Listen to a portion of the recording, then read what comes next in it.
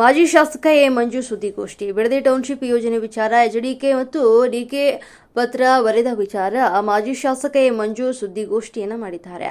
ಬಿಡದಿಯ ತಮ್ಮ ನಿವಾಸದಲ್ಲಿ ಸುದ್ದಿಗೋಷ್ಠಿ ಮಾಡಿದ್ದು, ಸಿಎಂ ಡಿಕೆ ಶಿವಕುಮಾರ್ ಅವರು ನಮ್ಮ ನಾಯಕರಿಗೆ ಪತ್ರವನ್ನು ಬರೆದಿದ್ದಾರೆ. 26ಕ್ಕೆ ಚರ್ಚೆಗೆ ಬನ್ನಿ ಅಂತ ಆಹ್ವಾನಿಸಿದ್ದಾರೆ.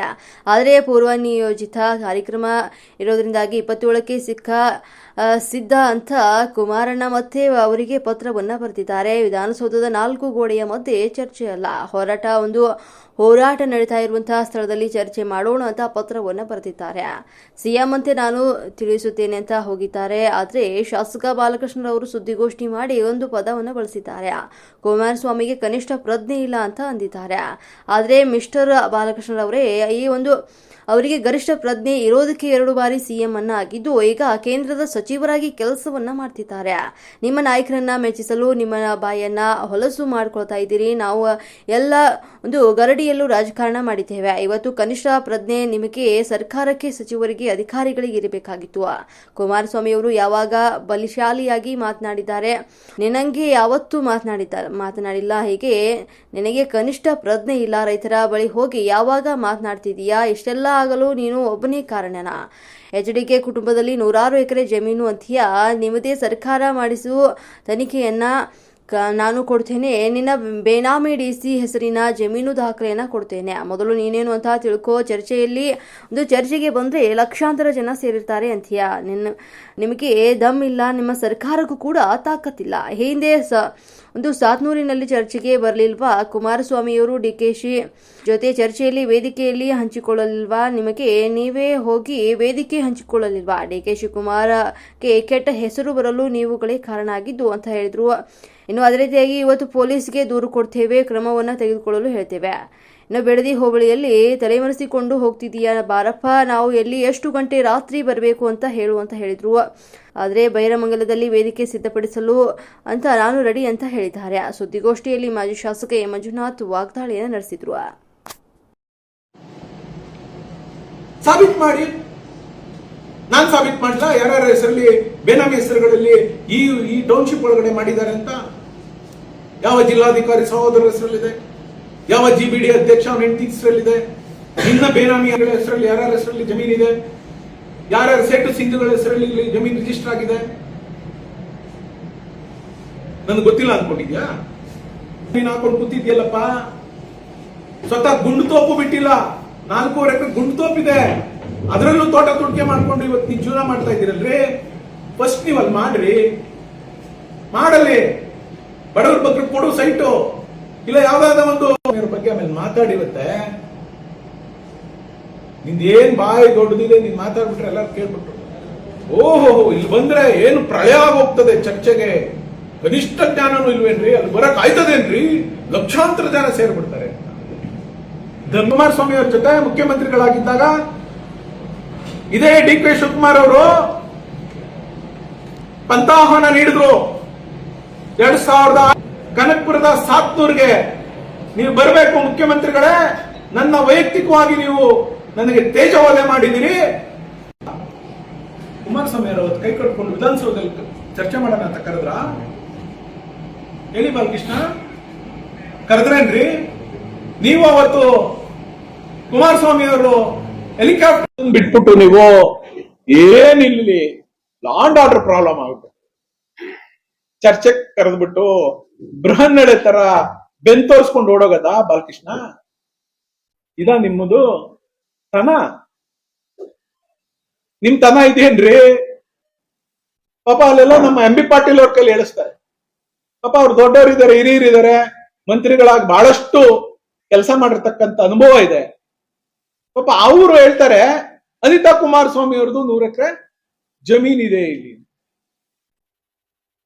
ನಾನು ಎಂ ಬಿ ಪಾಟೀಲ್ ಸಾಹೇಬ್ರೆ, ಪಾಪ ಯಾರೋ ಈ ಪೋಲಿ ಪಕ್ಕಲಿಗಳು ಮಾತಾಡಿದ್ರು ಅಂತ ನೀವ್ಯಾಕೆ ನಿಂಬಾಯಿನ ಹೊಲ್ಸ್ ಮಾಡ್ಕತ್ತೀರಿ? ನಿಂಬಾಯಾಕೆ ಹೊಲ್ಸ್ ಮಾಡ್ಕೊತಾ ಇದ್ದೀರಿ ಸ್ವಾಮಿ? ಇವ್ರ್ಯಾರೋ ಪೋಲಿ ಪಕ್ಕಾಲಿಗಳು ಹೇಳ್ತಾರೆ, ಆದಿ ಬೀದಿಲಿ ಹೇಳ್ತಾರೆ ಅಂತ ಮೊನ್ನೆ ಪೋಸ್ಟರ್ ಅಂಟಿಸಿದ್ರು, ಇವತ್ತು ಪೋಸ್ಟರ್ ಅಂಟಿಸವ್ರೆ. ನಾನ್ ಬೆಳಗ್ಗೆ ಕುಮಾರಣ್ಣ ಡೆಲ್ಲಿಲಿ ಇದ್ರು, ಮಾತನಾಡಿದೆ. ಎಸ್ ಪಿಗ್ ಮಾತಾಡಿದೀನಿ, ಐಜಿಗ್ ಮಾತಾಡಿದೀನಿ ಅಂದ್ರು, ನಾನು ಇನ್ಸ್ಪೆಕ್ಟರ್ಗೂ ಮಾತಾಡಿದೀನಿ. ಎಸ್ ಪಿ ಅವ್ರಿಗೆ ದಯಮಾಡಿ ತಾವ್ ಎಸ್ ಪಿ ಅವರೇ ಈ ವಿಚಾರದಲ್ಲಿ ನೀವು ಕ್ರಮ ತಗೊಳ್ಳಿಲ್ಲ ಅಂದ್ರೆ ನಾವ್ ಯಾರಿಗೂ ಎದುರೋರಲ್ಲ. ನಾವು ಮುಕ್ತವಾಗಿ ನಾವ್ಯಾರು ಕಳ್ಳರ ತರ ರಾತ್ರಿ ಹೊತ್ತು ಬಂದು ಪೋಸ್ಟ್ ಅಂಟಿಸೋರಲ್ಲ. ಇಡೀ ನಮ್ಮ ಸಂಘಟನೆ ಮೂಲಕ ಪೋಸ್ಟರ್ ಅಭಿಯಾನವನ್ನ ಮಾಡ್ತೀವಿ, ಹಗಲಲ್ಲಿ ಮಾಡ್ತೀವಿ. ಸರ್ಕಾರಕ್ಕೆ ಡಿಸಿ ಕಚೇರಿ ಮುಂದೆ ಅಂಟಿಸ್ತೀವಿ, ಎಸ್ ಪಿ ಕಚೇರಿ ಮುಂದೆ ಅಂಟಿಸ್ತೀವಿ. ಅದೇನ್ ಕಾನೂನು ತಗೋತಿರೋ ಅದೆಲ್ಲಿ ನಮ್ ಜೈಲ್ಗೆ ಹಾಕ್ತಿರೋ ಹಾಕಿ, ನೀವು ಯಾವ ಕೇಸ್ ಹಾಕ್ತಿರೋ. ಇದನ್ನ ಕಡಿವಾಣ ಹಾಕಕ್ ಆಗಲ್ವಾ ನೀವು? ನಾವು ಡೇ 1 ಪೊಲೀಸ್ ಕಂಪ್ಲೇಂಟ್ ಕೊಟ್ಟಿಲ್ವಾ? ಏನ್ ನಡೀತಾ ಇದೆ ಇಲ್ಲಿ? ಏನ್ ತುಗಲಕ್ ದರ್ಬಾರ? ನಾವ್ ಯಾರು ಬದುಕಲೇಬಾರ್ದ ರೈತರಲ್ಲಿ?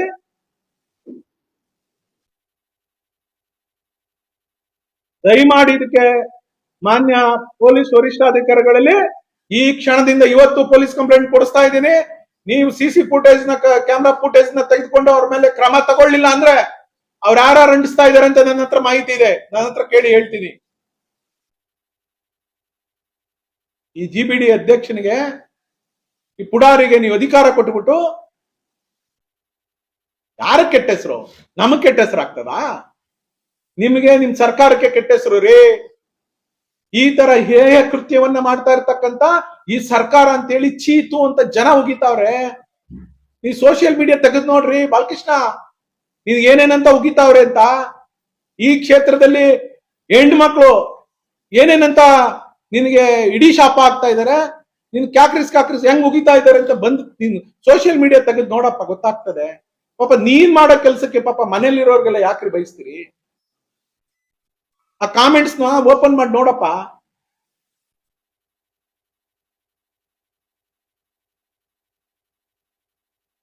ಪಾಪ ಇಲ್ಲೆಲ್ಲೋ ಹೇಳ್ತಾರೆ, ಕುಮಾರಸ್ವಾಮಿ ಅವರು ರೆಡ್ ಝೋನ್ ಮಾಡಿದ್ದಕ್ಕೆ ಈ ಭೂಮಿ ಉಳಿದಿದೆ, ಇಲ್ಲವಾದ್ರೆ ಲೇಔಟ್ ಆಗ್ತದೆ. ನೀನೇ ಹೇಳ್ತೀಯಾ? ಇವರೆಲ್ಲ ಲೇಔಟ್ ಮಾಡ್ಕೋಬೇಕು ಅಂತ ಹೋರಾಟ ಮಾಡ್ತಾ ಇರಲ್ಲ. ಭೂಮಿನ ಉಳಿಸ್ಕೊಂಡು ಬೇಸಾಯ ಮಾಡಿ ನಾವ್ ಬದುಕ್ ಕಟ್ಕೊಂಡಿದೀವಿ, ನಾವ್ ಬದುಕ್ಬೇಕು ಅನ್ನೋರ್ರಿ. ಅದನ್ ಬಿಟ್ಬಿಟ್ಟು ನೀನು ಇದೂ ಹೇಳ್ತೀಯ, ಅದೂ ಹೇಳ್ತೀಯ. 10 ವರ್ಷ ಈ ಯೋಜನೆ ಆದ್ಮೇಲೆ 15 ವರ್ಷ MLA ಆಗಿದ್ದೆ ಇಲ್ಲಿ. ಇದೇನು ಒಂದು ಪತ್ರನೂ ಕೊಟ್ಟಿಲ್ಲ, ಒಂದು ಯೋಜನೆ ಈ ಬಗ್ಗೆ ಚರ್ಚೆನೂ ಮಾಡಿಲ್ಲ. ನಿಂದು ಬಾಲಿಶ ಹೇಳಿಕೆನಾ, ಬೇರೆಯವ್ರದ್ದು ಬಾಲಿಶ ಹೇಳಿಕೆನಾ? ಕುಮಾರಸ್ವಾಮಿ ಅವರು ಪ್ರಾಮಾಣಿಕ ಹೋಗಿದ್ರೆ ಮಾಧ್ಯಮದ ಮುಂದೆನೆ ಇರ್ತಾರೆ ಕುಮಾರಸ್ವಾಮಿ ಅವರು. ನೀವು ಪ್ರಾಮಾಣಿಕತೆಯನ್ನ ಮೆಜರ್ ಮಾಡ್ತೀರಾ? ಕಡ್ಡಿ ಇಟ್ಟು ಮಾಧ್ಯಮದವರು ಪ್ರಾಮಾಣಿಕತೆಯನ್ನ ಮೆಜರ್ ಮಾಡೋರು ಈ ರಾಜ್ಯದ ಜನ. ಇಲ್ಲಿ ಕೂತಿದಾರಲ್ಲ ರೈತರು, ಪುಣ್ಯಾತ್ಮರು, ಅವ್ರ ಹತ್ರ ಬಾರಪ್ಪ. ನಿನ್ ಪ್ರಾಮಾಣಿಕತೆ ಏನು ಅಂತ ತೋರ್ಸಯ್ಯ ಬಾಲಕೃಷ್ಣ. ಕದ್ದೋಡಾಡ್ತಾ ಇದ್ಯಾ? ಅವೆರಡು ಪಂಚಾಯತಿಗೆ ತಲೆನೇ ಇಕ್ತಾ ಇಲ್ಲ. ಒಂದ್ ಗ್ರೂಪ್ ಪ್ರವೇಶಕ್ಕೆ ಬರಲ್ಲ, ಒಂದ್ ಮದುವೆಗೆ ಬರ್ತಾ ಇಲ್ಲ ನೀನು, ಒಂದ್ ಡೈರಿ ಇನಾಗ್ರೇಷನ್ ಬರಲ್ಲ, ಪೋಸ್ಟ್ಪೋನ್ ಮಾಡ್ಬಿಟ್ಟಿದ್ಯಾ. ಅಲ್ಲಿ ಬಂದ್ರೆ ಹಿಡ್ಕತ್ತಾರೆ ಅಂತ ನೀನ್ ತಲೆ ಮರೆಸ್ಕೊಂಡು ಓಡಾಡ್ತಾ ಇದ್ಯಾ ಈ ಬಿಡದಿ ಹೋಬಳಿನಲ್ಲಿ. ನಿನ್ ಯೋಗ್ಯತೆನ ಜನ ಹರಾಜಾಗ್ತಾವ್ರೆ, ಚೀತು ಅನ್ಕೊಂಡು ಜನ ಹರಾಜಾಗ್ತಾವ್ರೆ. ನಮ್ಗೆ ಹೇಳ್ತೀಯಾ? ಬಾರಪ್ಪ, ನಾವ್ ಎಲ್ಲಿಗೆ ಬರ್ಬೇಕು? ಎಷ್ಟು ಗಂಟೆ ರಾತ್ರಿಯಲ್ಲಿ ಬರ್ಬೇಕು? ಬರ್ತೀವಿ. ನಿನ್ ತರ ಕದ್ದಿ 12 ಗಂಟೆ ರಾತ್ರಿಯಲ್ಲಿ 1 ಗಂಟೆ ರಾತ್ರಿಯಲ್ಲಿ ಬಂದು ನಿನ್ ಶಿಷ್ಯರು ಬಿಟ್ಬಿಟ್ಟು ಕಾಸು ಕೊಡ್ಸ್ಬಿಟ್ಟು ಎಣ್ಣೆ ಕೊಡಿಸ್ಬಿಟ್ಟು ಪೋಸ್ಟರ್ ಅಂಟ್ಸಕ್ಕ ಬಿಟ್ಟಿರೋದ್ ನೀನು? ಪೋಸ್ಟರ್ನ ನಿನಗೆ ತಾಕತ್ತು ಇನ್ನೊಂದಿದ್ರೆ ಹಗಲು ಬಂದು ಹೋರಾಟ ಮಾಡಪ್ಪ. ಬಾ ರಾಜ್ಕುಮಾರ್ ಅಲ್ಗೆ ನೀನು ಬೈರ್ಮಂಗ್ಲಕ್ಕೆ. ಕುಮಾರಸ್ವಾಮಿ ಅವ್ರ ಬಗ್ಗೆ ಮಾತಾಡ್ಬಿಟ್ರೆ, ಇನ್ನು ಅವ್ರ ಕುಟುಂಬದವ್ರ ಬಗ್ಗೆ ಮಾತಾಡ್ಬಿಟ್ರೆ ನೀನು ಮಂತ್ರಿ ಆಗೋಗ್ಬಿಡ್ತೀನಿ ಅಂತ ಹಗಲು ಕನ್ಸು ಕಂಡುಕೊಂಡು ನಿನ್ ಬಾಯದಂತ ಏನೇನೋ ಮಾತಾಡ್ತೀಯಾ. ನಮಗ್ ಮಾತಾಡಕ್ ಬರೋದಿಲ್ವಾ? ಚರ್ಚೆ ಬಾ. ನನ್ನ ಎದುರುಗಡೆ ನೀನ್ ಚರ್ಚೆ ಬರಕ್ ರೆಡಿ ಇಲ್ಲ ನೀನು. ಬೇರೆ ಯಾರ ಬಗ್ಗೆ ಯಾರ ಹತ್ರನೂ ಬೇಡ. ನನ್ನ ಎದುರುಗಡೆ ಅಲ್ಲೆಲ್ಲ ಚರ್ಚೆ ಕರೆದ ಮಧ್ಯರಾತ್ರಿಯಲ್ಲಿ 144 ಸೆಕ್ಷನ್ ಹಾಕ್ಬಿಟ್ಟು ಪಲಾಯನ ಮಾಡ್ಬಿಟ್ಟೆ. ಕಳ್ಚಿನ ಇಟ್ಬಿಟ್ಟು 18 ಕೋಟಿ ದುಡ್ಡು ಹೊಡೆದ್ಬಿಟ್ಟು ನೀನು ನಿನ್ ತಮ್ಮ ಅಲ್ಲೆಲ್ಲೋ ಇದ್ರಲ್ಲಿ ತಾವರೆಕೆರೆಯಲ್ಲಿ 25 ಎಕರೆ ಸರ್ಕಾರಿ ಗೋಮಾಳನ್ನ ಹೆಂಡತಿ ಹೆಸರು ರಿಜಿಸ್ಟರ್ ಮಾಡಿಸ್ಕೊಟ್ಟಿದ್ಯಾ? ಅವ್ಯಾರೋ ಪಾಪ ಲಾಯರು, ಅವ್ರ್ಯಾರೋ ಹೋರಾಟಗಾರರು ಹೋದ್ರೆ ಅವ್ರ ಮೇಲೆ ಕಂಪ್ಲೇಂಟ್ ಹಾಕ್ಸಿ, ಅವ್ರ ಮೇಲೆ ರೋಡಿಗಳು ಬಿಡಿಸಿ, ಅವ್ರು ಓಡಿಸಿ. ಆತನ ನೆನ್ನೆನ ಮೊನ್ನೆ ನೀವೆಲ್ಲ ಸೋಷಿಯಲ್ ಮೀಡಿಯಾದಲ್ಲಿ ನೋಡಿರ್ಬೋದು ಯಾವ ಮಟ್ಟಕ್ಕೆ ಅವ್ರಿಗೆ ಉಗಿತಾ ಇದ್ದಾನೆ ಅಂತ. ನಿನ್ಗೆ ಇದಕ್ಕಿಂತ ಬೇಕೇನ್ರಿ? ಸೊ ನಮ್ಮ ತಾಯಿಯ ಹೆಣ್ಮಗಳು ಬೈರ್ಮಂಗ್ಲ ಮೆರಗೊಂದೊಡ್ಡಿ ಹೆಣ್ಮಗಳು, ಅವ್ರ ಶಾಪ ತಟ್ಟಲ್ವ ನಿನ್ಗೆ? ಅಲ್ಲಿ ಕುತ್ಕೊಂಡು ಮನೇಲಿ ಕುತ್ಕೊಂಡು ಬಂಡಲ್ ಬಿಡ್ತೀಯಲ್ಲ. ರಾಜಕೀಯ ದ್ವೇಷಕ್ಕಾಗಿ ಕುಮಾರಸ್ವಾಮಿ ಅವರು ನಾವು ಯಾವತ್ತಿಂದ ಹೋರಾಟ ಮಾಡ್ತಾ ಇದ್ದೀವಿ? ಮುಖ್ಯಮಂತ್ರಿಗಳು ಸಿದ್ದರಾಮಯ್ಯ ಅವರಿದ್ದಾಗಿಂದ ಹೋರಾಟ ಮಾಡ್ತಾ ಇಲ್ವಾ ನಾವು? ಶಿವಕುಮಾರ್ ಅವರು ಮುಖ್ಯಮಂತ್ರಿಗಳಾಗ್ಬಿಟ್ಟಿದ್ದಾರೆ, ಅದಕ್ಕೆ ಹೋರಾಟ ಮಾಡ್ತಾವ್ರೆ. ಅವಾಗಿಂದ ಹೋರಾಟ ಇವಾಗ ಯಾಕೆ? ಇದು 472 ದಿವಸ ಆಯ್ತ್ರಿ ಪ್ರಾರಂಭ ಆಗಿ, ನೆನ್ನೆ ಮೊನ್ನೆದಲ್ಲ ಹೋರಾಟ.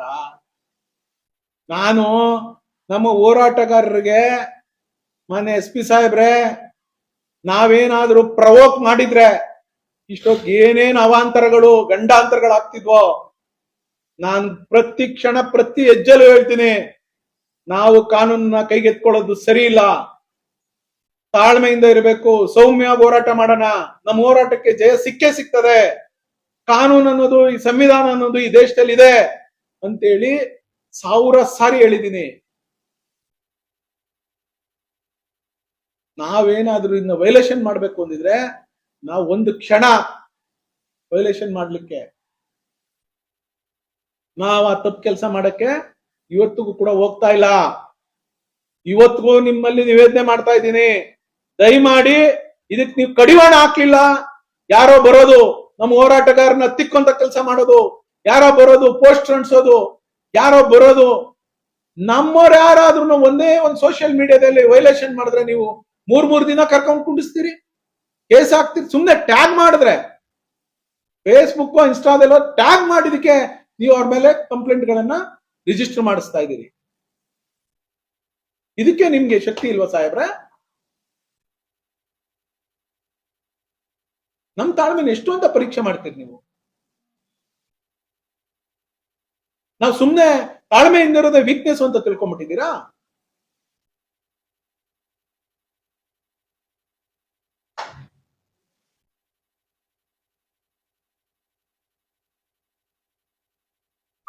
ಬೈರ್ಮಂಗಳ ಕಡೆ ಬಂದು ಕೊಳಚೆ ನೀರಿನಲ್ಲಿ ನಿಂತು ನೋಡಲಿ. ನೀನ್ ಬಂದ್ ನಿಂತ್ಕೊಳ್ಳಪ್ಪ ಫಸ್ಟು. ನೀನ್ ಬಂದ್ಕೊ, ಅದೇನೋ ಹೇಳ್ತಿದ್ದಲ್ಲ, ಕ್ಯಾನ್ಸರ್ ಬಂದ್ಬಿಟ್ಟಿದೆ ಈ ಭಾಗದವ್ರಿಗೆ. ಒಬ್ಬ ಶಾಸಕನಾಗಿ ಹೇಳ್ಬೋದೇನ್ರಿ? ನಿನ್ ತಲೆಯಲ್ಲಿ ಸರ್ಕಿದ್ಯಾ ಇಲ್ವಾ? ಒಂದ್ ವೇಳೆ ಅಲ್ಲಿ ಏನೇ ಅವಘಡ ನಡೆದ್ರು ಇದು ಸೂಕ್ಷ್ಮ ವಿಚಾರ, ನನ್ನ ಬಾಯಲ್ಲಿ ಬರಬಾರ್ದು ಇದು ಅನ್ನುವಂತ ಕನಿಷ್ಠ ಒಂದು ಪ್ರಜ್ಞೆ ನಿನಗಿಲ್ವಲ್ಲಪ್ಪ.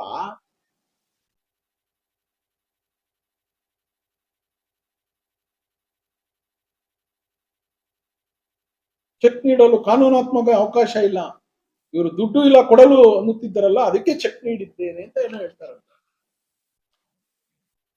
ಅದಕ್ಕೇನೆ ನೀನ್ ಮಾಡ್ತಾ ಇರ್ತಕ್ಕಂತಲ್ಲ ಈ ಅಲ್ಕಾ ಕೆಲ್ಸಕ್ಕೆ ನೀನ್ ಯಾಕೆ ಸಾಕ್ಷಿ ಆಗ್ತೀಯಾ? ನೀನ್ ಮಾಡ್ತಾ ಇರೋದು ಅಲ್ಕಾ ಕೆಲ್ಸ ಅಂತೇಳಿ ನೀನ್ ತೋರ್ಸೋ ಬೆಟ್ಟು ನಿನಗೆ ವಾಪಸ್ ನಿನ್ ಕಣ್ ಚುಚ್ತದೆ. ಜಾಸ್ತಿ ದಿನ ಉಳಿದಿಲ್ಲ.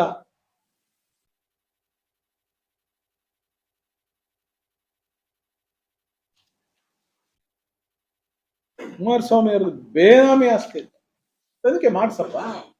ನಿಮ್ಮವ್ರದ್ದು ಹಂಗೆ ಯಾರ್ಯಾರ್ದು ಐತೆ ಅಂತ ತನಿಖೆ ಮಾಡಿಸ್ಬೇಕಲ್ಲ. ಯಾವ ಸರ್ವೆ ನಂಬರ್ ಅಲ್ಲಿ ಯಾರ್ಯಾರ್ದು ಐತೆ, ಯಾರ್ಯಾರ್ದು ಏನೇನು ಅಂತ. ಪಾಪ ರೈತರು ದುಡ್ಡು ತಗೊಂಡ್ರು 7 ಜನ ವಾಪಸ್ ಹೋಗಿ ಕೇಳಿದ್ದಾರೆ, ನಮ್ಗೆ ಎಲ್ಲಿ ಸೈಟ್ ಕೊಡ್ತೀರಿ ಅಂತ. ನಾವೆಲ್ಲಿ ಕೊಡ್ತೀವೋ ಅಲ್ಲಿ ತಗೋಬೇಕು ಅಂತ ಹೇಳಿ ಕಳ್ಸಿದ್ದಾರೆ. ನಾನು ಅದಕ್ಕೆ ಆ ರೈತರುಗಳಲ್ಲಿ ನಿವೇದನೆ ಮಾಡ್ತೀನಿ, ಇವತ್ತು ನಿಮ್ಮ ಕೈಯಲ್ಲಿ ಗಲೀಜನ್ನ ತುಳಿಸ್ತಾ ಇದ್ದಾರೆ. ನೀವು ಆ ಗಲೀಜನ್ನ ತುಳ್ಕೊಂಡು ಮುಂದೆ ನಡೆದ್ರೆ ನಿಮಗೆ, ನಿಮ್ಮ ಮಕ್ಕಳಿಗೆ, ನಿಮ್ಮ ವಂಶಸ್ಥರಿಗೆ ಇವತ್ತು ಕೂಡ ನಿರ್ನಾಮ ಆಗುವಂತ ಕೆಲಸವನ್ನ ಅವ್ರು ಮಾಡ್ತಾರೆ. 30 ವರ್ಷ ಆಗಿದಾವೆ. ಇದೇ ನೈಸ್ ಕಂಪ್ನಿ ಶುರುವಾಗಿ 30 ವರ್ಷ ಆಯ್ತು. ಒಂದೊಂದ್ ಸೈಟ್ ಕೊಡ್ತೀವಿ ಅಂತ ಇವತ್ತು ಕೂಡ ಕೊಟ್ಟಿಲ್ಲ. 1 ಎಕರೆಗೆ 1 ಸೈಟ್ ಕೊಡ್ತೀವಿ ಎಂದವರು ಇವತ್ತು ಕೂಡ ಕೊಟ್ಟಿಲ್ಲ. ಹೋರಾಟ ಮಾಡ್ತಾವ್ರ ರೈತರು. ಬಿಡಿನಲ್ಲಿ ಒಂದೊಂದ್ ಸೈಟ್ಗೆ 2 ತಲೆಮಾರು ಕೇಸ್ ಹಾಕೊಂಡು ಒಂದೊಂದ್ ಸೈಟ್ ಪಡ್ಕೊಳ್ಳಿಕ್ಕೆ ಇವತ್ತು ಕೂಡ ಸಾಧ್ಯ ಆಗ್ತಿಲ್ಲ. ನೀವ್ ಅರ್ಥಕೊಳ್ಳಿ. ಏನು ಇದು ನನ್ನ ರಾಜಕೀಯ ಲಾಭಕ್ಕೋ ಇನ್ನೊಂದಕ್ಕೋ ಹೇಳ್ತಾ ಇಲ್ಲ. ನಾನ್ ನಿಮ್ಮಲ್ಲಿ ನಿಮ್ಮ ಒಬ್ಬ ಸಹೋದರನಾಗಿ ಹೇಳ್ತಾ ಇದ್ದೀನಿ. ಈ ಯೋಜನೆಯಿಂದ ನಿಮಗೆ ಪೆಟ್ಟೆ ಹೊರತು ನಿಮ್ಗೆ ಅನುಕೂಲ ಆಗುವಂಥದ್ದು ಯಾವ ಮುನ್ಸೂಚನೆನೂ ಇಲ್ಲ. ಇವತ್ತವರೆಗೂ ಅವ್ರ ಹತ್ರ BA ಮಾಡಿ ಅವ್ರ ಹತ್ರ ಹುಡ್ಕೋದಿಂದ ಲೋನ್ ತಂದು ಬೇರೆ ಬೇರೆ ಅಡಮಾನ ಇಟ್ಟು ಬೇರೆ ಬೇರೆ ಇದರಿಂದ ದುಡ್ಡು ಅನ್ಸ್ಕೊಂಡು ದುಡ್ಡು ಕೊಡ್ತೀವಿ ಅಂತ ಏನ್ ಹೊಟ್ಟಿದ್ದಾರೆ. ಇದೇನ್ ಸಾಲ ಮಾಡಿ ತುಪ್ಪ ತಿನ್ನುವಂತ ಕೆಲ್ಸಕ್ಕೆ ಸರ್ಕಾರ ಏನ್ ಕೈ ಹೆಚ್ಚಿದೆ. ಇದರಿಂದ ಯಾರಿಗೂ ಕೂಡ ನಮ್ಮ ರೈತರಿಗೆ ಅನುಕೂಲ ಆಗಲ್ಲ. ಇದೇನ ಅನುಕೂಲ ಆಯ್ತದೆ ಅಂದ್ರೆ ಅವರೇ ಹೇಳ್ತಾರಲ್ಲ, ಪ್ರಾರಂಭದಲ್ಲೇ ನಮಗೆ 30 ಕೋಟಿ ಲಾಭ ಬರ್ತದೆ ಅಂತ. ಅದು 30 ಕೋಟಿ ಆಗ್ಬೋದು, 300 ಕೋಟಿ ಆಗ್ಬೋದು, 3 ಲಕ್ಷ ಕೋಟಿ ಆಗ್ಬೋದು ಲಾಭ ಅವ್ರಿಗೆ. ಅದೇನಿದ್ರು ಸರ್ಕಾರಕ್ಕಾಗುತ್ತೆ ಲಾಭ. ನಿಮ್ಗೆ ಯಾವುದೇ ಕಾರಣಕ್ಕೂ ನಿಮ್ಗೇನು ಲಾಭ ಆಗಲ್ಲ. ಇವತ್ತವರೆಗೂ ಒಬ್ಬ ಬಿಲ್ಡರು, ಒಬ್ಬ ಡೆವಲಪರು, ಯಾರಾದ್ರೂ ಯೋಜನೆ ಮಾಡೋರು ಒಬ್ರು ಕೂಡ ಅವ್ರು BA ಮಾಡಿ ಅವ್ರ ಹತ್ರ ಇವ್ರ ಹತ್ರ ಹೋಗಿ ನಾವು ಮಾಡ್ತೀವಿ ಅಂತ ಹೇಳ್ತಿಲ್ಲ. ಇವತ್ತು ಪ್ರಪಂಚಾದ್ಯಂತ ಇವತ್ತು ಆ ರಿಸಿಷನ್ ಇದೆ. ಯಾವ ಪ್ರಾಜೆಕ್ಟ್ಗಳು ಸಕ್ಸಸ್ ಆಗ್ತಾ ಇಲ್ಲ. ಈ ವಾರ್ ನಡೆದಿದ್ರಿಂದ ಎಲ್ಲೂ ಕೂಡ ಹಣಕಾಸಿನ ವಹಿವಾಟು ಯಾವ ದೇಶದಲ್ಲೂ ಕೂಡ ಸರಿಯಾಗಿಲ್ಲ. ಫೈನಾನ್ಷಿಯಲ್ ಸಸ್ಟೈನಿಟಿ ಈ ಪ್ರಪಂಚದಲ್ಲೇ ಇಲ್ಲದೆ ಇರ್ಬೇಕಾದ್ರೆ ನಮ್ಮ ರೈತರನ್ನ ಸಿಗಿಸುವಂತ ಕೆಲಸ ಇವರು ಸಾಂದರ್ಭಿಕ ಲಾಭಕ್ಕೋಸ್ಕರ ಮಾಡ್ತಾ ಇರ್ತಕ್ಕಂಥದ್ದು. ದಯಮಾಡಿ ನಮ್ಮ ರೈತರು ಅರ್ಥ ಮಾಡ್ಕೋಬೇಕು.